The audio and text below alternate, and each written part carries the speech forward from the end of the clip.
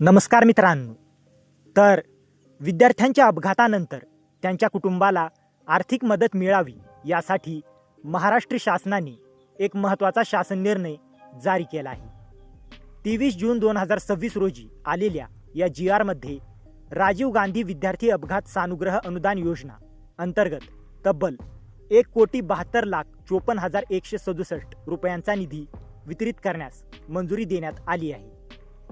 तर या GRमध्ये कोणाला फायदा होणार, निधी कशासाठी आहे आणि शासनाने कोणत्या अटी घातल्या आहेत हे सर्व आपण सोप्या भाषेत जाणून घेणार आहोत. तर ही योजना काय आहे? तर सर्वप्रथम ही योजना नवीन नाही. ही योजना 1ली ते 12वी पर्यंत शिकणाऱ्या विद्यार्थ्यांसाठी आहे. जर विद्यार्थ्याचा अपघात झाला आणि शासनाच्या नियमानुसार तो या योजनेस पात्र असेल तर त्याच्या कुटुंबाला सानुग्रह आर्थिक अनुदान दिले जाते. यासाठी आवश्यक कागदपत्रे आणि मंजुरीची प्रक्रिया आधी शासनाने निश्चित केलेली आहे. तर या GRमध्ये नेमके काय झाले?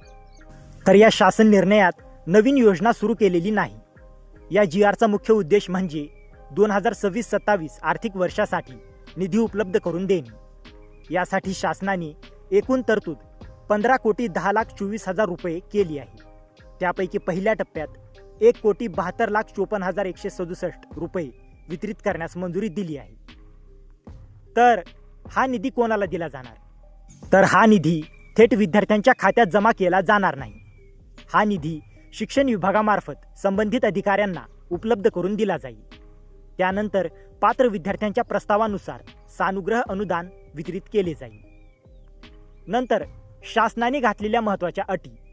तर या निधीबाबत शासनाने काही स्पष्ट अटी घातल्या आहेत. पात्र विद्यार्थ्यांची संख्या अचूक असल्याची खात्री करावी. पात्र विद्यार्थ्यांना वेळेत अनुदान द्यावे. निधी फक्त मंजूर उद्देशासाठीच खर्च करावा. 31 मार्च 2027 पूर्वी निधी खर्च करणे आवश्यक आहे. आणि खर्चानंतर उपयोगिता प्रमाणपत्र म्हणजे युटिलायझेशन सर्टिफिकेट सादर करणे बंधनकारक आहे. नंतर महत्त्वाची माहिती. तर या योजनेसाठी आयुक्त शिक्षण पुणे हे नियंत्रक अधिकारी असतील.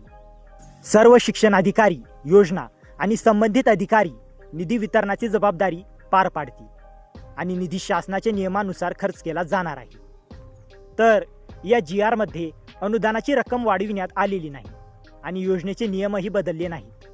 या शासन निर्णयाचा उद्देश फक्त 2026-27 या वर्षासाठी आवश्यक निधी वितरित करण्यास मंजुरी देणे हा आहे. त्यामुळे पात्र विद्यार्थ्यांच्या कुटुंबांना आर्थिक मदत वेळेत मिळण्यासाठी हा GR महत्त्वाचा ठरतो.